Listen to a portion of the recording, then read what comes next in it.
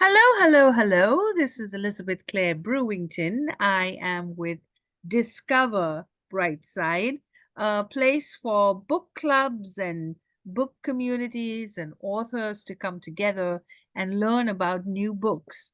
But this one I know you're going to love, and especially during Women History Month, getting to know women authors, talking about all things women.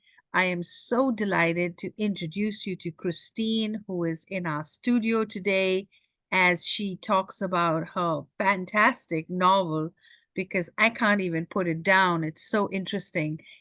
Campfire Confessions. Before I'm just going to quickly introduce her by reading her bio, and I think you're going to be so impressed, just as impressed as I am. So Kristine is the founder of the Night of Women's Soul, Creating Your Amazing Life workshops, and is a former human resource executive with a mayor from the University of Minnesota. She's a member of the Global Women's Club, Women in Film and Video, New England, Harvard Square Script Writers and Community Groups, a former log rolling champion. She is still log rolls along with her avid hiker, kayaker, and explorer. Having previously written screenplays and a children's book, Kristine incorporates her love of nature and adventure into her stories. She lives with her husband and they rescue golden retrievers and splits her time between Hayward, Wisconsin and Amelia Island, Florida. For more information, you can visit her at her website, KristineOchu.com. So just like her name, .com, and definitely put this book in your book club. I think it's so exciting when women get together, we empower each other, we spark conversations, and I know everyone's talking about fireside conversations, so why not campfire? Oh, this sounds so romantic and so cozy, and so let's get cozy and let's get into the studio. So welcome, welcome, welcome. I know this has been a couple of months that we've been planning to have you with us, and I'm so glad you're finally here. And I finally have the book as well. So tell me all about you and campfires, and there must be some stories. You must have done tons of campfires, and then we'll dive into the conversations that came about with this novel. Oh, fun. Well, thank you, Elizabeth, for having me on your show. It's really fantastic to be here. I do appreciate it. And boy, campfires and how I got here. Well, I grew up in a small town in northern Wisconsin. We were the first family to live in the lake year round. I'm 5 out of 6 kids, but my brothers had gone off to college when we moved here to small town Hayward, Wisconsin. And so, just kind of being in nature and having campfires and fires in a fireplace every night during the winter. But also, I grew up with log rolling. Hayward, Wisconsin is the home to the World Lumberjack Championships. So I grew up as a log roller. I've got a little picture here, which for people who don't know what log rolling is, Yes. that's myself dumping my opponent in the water. What And fun. Yeah. yeah, it's a great sport. And basically, what we would do during the championships and everyone would get together is they'd gather around a campfire, all these world champions. And, they would climb up poles, 50 to 100 feet, up in the sky and chop and saw wood and log roll. And they would tell stories and sing songs. And so, even myself, if anyone's ever been camping, just sitting around a campfire is just magical, or by a hearth, or even lighting candles in your house, right? It just gives Yes. you a different sense of spirit and you kind of feel a little bit more open and willing to share. No, no, it's really true because in India, when I was growing up, we'd go for retreats and there'd be these little baby campfires. But when I came to the US and I moved to North Carolina and these huge, gigantic fires, I have grown into such amazing campfire experiences, and then cooking on them and marshmallowing and, just having such a delightful time. So just what I love about your writing is it's so nature driven, and it's so descriptive, and and I think having written a book, children's book, these characters with Joe and Sandra, I just love all these characters. And I mean, these are such amazing women, strong women characters. So tell me about these characters and how you put them all together. How long did it take to put this book together? Well, it's interesting. It actually took me about 5 years from the beginning to the end. And it's kind of reminds me of a quote in the story that, life is messy, but sometimes the best stories are in the mess, right? Mhm, mhm. And so the three women, Annie, Sandra, and Joe, they're childhood best friends growing up in a small town. And I did put it in Hayward, Wisconsin, my hometown. And they, one stayed home, Annie, and she became the small town minister's wife. Another one left and went to Minneapolis, Minnesota, and became like a physical therapist and married a Native American gentleman from her hometown. And the other one was all the way out in Los Angeles, and having this kind of real glamorous lifestyle. But, just like life, they've all like messed up, right? They've done something, they're all each struggling in their own ways. And so they all have a secret that they're embarrassed about. But when one secret explodes, when Annie's secret explodes and she has an accidental, I don't want to give too much away, but I think I can give this anyways. Um, Accidental overdose, her two best friends come, race back to her small hometown, and they want to find out what's going on. Like what are the rumors true? What did happen here?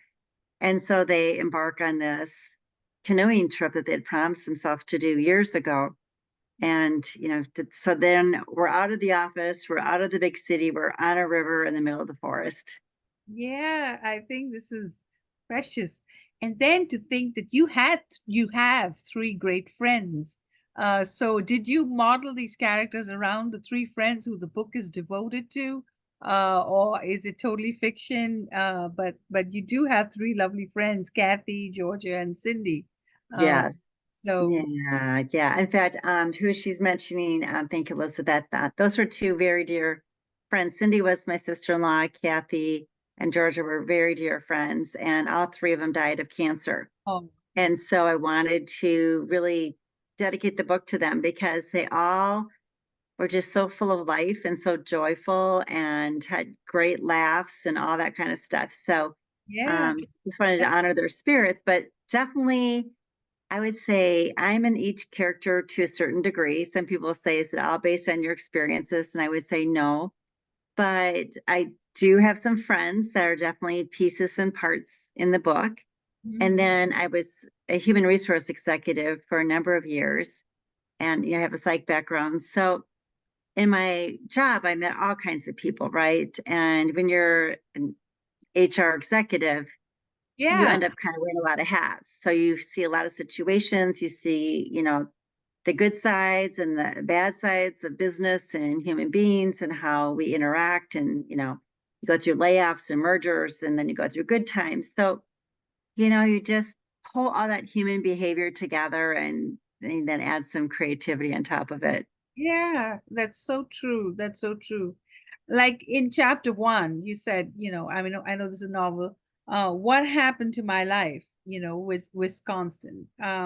So right away you grab us without giving away the book.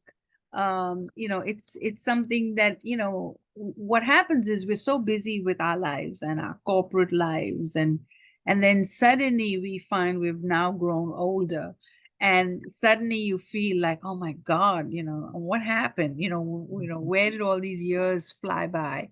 Right. So yeah, so Any thoughts on that? Chapter Yes, yes. great opening. Yeah, Yeah, the three themes that I really wanted to weave together in the story, and I believe it happened, was our women's need for self-love, for letting go of our past mistakes, things that drag us down, and self-forgiveness. yeah, And so with Annie in that first scene, she feels that she's given so much to her family and community and has lost her soul. She's lost her connection to herself. And so it's through, and she feels like she's lost her connection to her faith in God. Of course, being a small town minister's wife, that's pretty important. yes, And so she's having a bit of crisis of faith and also just kind of the loss of her identity. At the same time, she's expected to continue to kind of serve. yeah, So, and I think when I'm in book club discussions, this tends to be a very hot topic. The topic of self love, self care. And when I first started talking about the book, what I found was fascinating, I think this has shifted within a year, is people were very uncomfortable with the word self love. yeah, They were okay with self care, like, oh, okay, self care, I got to take care of my health, whatnot.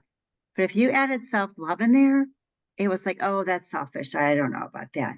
But what we need to embrace as women, and especially strong women, women of all faiths, all nationalities, all color, all paths in our life, is we need to fuel ourselves up emotionally and internally too, because it's only when our cup is full that we can give to others, right? yeah, It's only when you're on the plane, you got to put the oxygen mask on first, yeah, and that's self love, so you yeah. can call it whatever you're comfortable with. But I like the idea of transitioning it to how would you treat a newborn baby? Mm-hmm. So why don't we treat ourselves that way? At least the way we talk to ourselves and the way we treat ourselves. Maybe we can't afford all the fancy, luxuries in life, but we can still be gentle with ourselves and we can still talk kindly to ourselves. Yes. Yeah, why are we not kind to ourselves? It's just I think as a woman, you just give so much of yourself, to your family, to your church, to your community, that you've kind of lost yourself along the way. And so you're right. How do you to get to that place? But yeah, that sounds like such a wonderful character and someone that everybody could relate to. So let's Yeah. move to Joe. I just love the Yeah. word Joe and Josephine. And how do I get my act together? These are such strong women action because you're a screenplay writer. I can almost feel there's so much action in this novel. Yeah. So yeah, Yeah. tell me about Joe and so that's Absolutely. thing there. Now we're going to Yeah. Minnesota. So that's But that's right. And one thing I'll say about that is when I left the corporate world, I wanted to really write. So I dove into screenwriting and I loved it. But this was probably almost 18 years ago. And I wrote about 5 screenplays, and I would say 3 of them are very strong. Of course, a few were training wheels, right? yeah, But at the time, that industry was really tough to sell anything into. We didn't have all the outlets we have now. But what I love about it is it gave my writing a fast pace and it moves and it's visual. So if you're a reader who yeah, likes short chapters, right, which I think most of us do because we feel a sense of accomplishment if we get that 3 to 5 pages, read. And to move along, people tend to like that. I don't have a ton of description. I have more action and dialogue and emotions. But Joe is like saying she's a recovering alcoholic. She's mhm, been sober for over 4 years and she is going through a divorce. mhm, And so she's at this critical juncture where her husband, Native American from a Ojibwe tribe, wants her back and wants to put their family back together. But she has so much shame and guilt from her days of drinking that yes, she finds it very hard to forgive herself. So she almost is in a sense of punishing herself still and not being able to let go and forgive. And so she feels she's not worthy of that love and forgiveness from her husband who wants to give it to her. And so that's about her story. She fakes it on the outside. She's strong yes, and has this joking character to kind of keep people out. but inside, she's got that insecurity Yeah, and some of that stuff she has to work through in her journey. yeah. It's a great character, and it's a great it's so relatable, not just for people who are recovering, but it's just so relatable. And then Sandra is this is the sex part that we were talking about. Yeah. We're spiritual women, but can we, yeah, sure, why not? So yeah, so tell me about, and then California. I love the fact that this book not only has these lovely women and great characters, but you also talk about different locations. So this is almost like so perfect to make a movie because you've set it on in California. So tell me about the sex and Sandra. Yeah. Yeah. Well, so Sandra, she's this beautiful woman. She seems like she's got it all together. She came from the wealthiest family in her small town of Hayward, and so she hasn't had to worry about that in her life. But what she does struggle with is her mother died at a young age of lung cancer. Yeah, that's So Sandra kind of has that hole in her heart, which she tries to fill with sex. mm, And she was a wild child in her college days, and then she ends up marrying an older man and settles down and is wanting to be faithful and all that, and ends up finding herself way over her head with a guy who's kind of determined to change things up in her life. And so mm, she kind of makes some big mistakes and is full of regrets. And so part of her escaping is to kind of run away from that situation to figure out what should she do next in her life. mm. And I like her. Sometimes readers have had a little bit harder time relating to her, but they all but then I'll find one book club that they all love her. It's Yeah, really fascinating. Some will all love Jo, some will all love Annie, some will all love yeah, Sandra. And what I see with Sandra is this pale creature, this woman who is sexual, who doesn't want to be ashamed of it, has tried to stuff it in, because she suddenly finds herself in a marriage after 10 years that's become sexless. And yeah, this is a situation in which women find themselves in. Their yeah. husbands have lost, interest, or maybe they have a medical condition, and the women are trying to figure out how do they handle this now, right? So Yeah, all these things are real. and then you bring them all into this campfire. And I think one of the things, when you talk, the best thing about women friends is when you get together and you just let your hair hang down and you confess and you just, like even sometimes when you go to the hairdresser, you're just telling the hairdresser your whole life story. But this part in the book about everybody coming around the campfire, confessing, letting a release kind of thing makes you really want to have a campfire yourself at home and That's in right. your backyard. So yeah, so I like that part about bringing them all around the campfire. But this book is so amazing because you also have beautiful scenes of canoeing and nature and everything. So some last thoughts, and then I'll ask you to tell me what you think about Women History Month and wish women around the world um, so that they find themselves around the campfire. Yeah, yeah. Well, I think you hit on a good point. Even our hairdresser, sometimes we end up, telling our life story too. Yeah, no, look, Yeah, but campfires, I love the idea of fires because fires kind of, to me, represent transformation, right? And they kind of a history of transformation in our lives, out of the ashes, comes new life.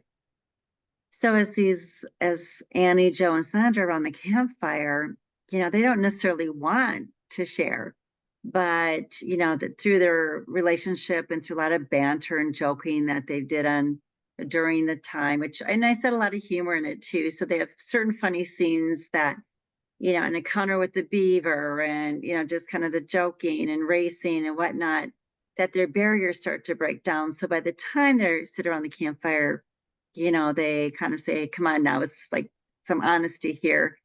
but each of them are still searching within themselves for the true answers. So they share, but it's not 100%, right? So then when they wake up the next morning, they feel better, they have that release, but reality is still sitting there at home for them. So when they wake up the next morning, everything starts to go wrong. And so, Sandra becomes ill, and then they have one catastrophe after another that happens on this trip. So they really have to weave together their different spiritual beliefs, from Christianity to metaphysical to more Native American. And, through their sharing of their different empowering beliefs, they're able to really find the strength within when these obstacles come up to overcome them, and also to start to face their own inner obstacles, to develop that courage so they can really become their authentic selves and have the lives that they want to live. Yeah. So that's what happens, And that, I think that's what makes this book so precious. I think it also makes a great gift for someone who might want to just get a gift, especially now that summer's coming around and campfires will be all over, and it is that time of the year as well. So once again, I just wanted to get everybody to get this book, Campfire Confessions, and not just get the book because we know you're going to do that anyway, but for your book club or your community, but write a review. I know Amazon doesn't allow everyone to write a review, but write a review on Facebook, on Instagram. There's tons and tons of Google. There's tons of places to write reviews. And if you don't know how to write a review, get in touch with me and I'll show you how to do it. But do that because this is a special book, and write to us about what does Women History Month really mean to you, and women authors. This is a time women supporting women, and also what does a campfire mean to you? Does everything come out just looking at the fireplace? You just feel like confessing, talking stories. Fire does have that effect on people. So we encourage you to get this book and subscribe to Discover Brightside, where we discover new books and new things, and we share great things with you. So thank you for watching, and we hope to see you on our next episode. And make sure you hit the bell icon so you never miss any of our videos.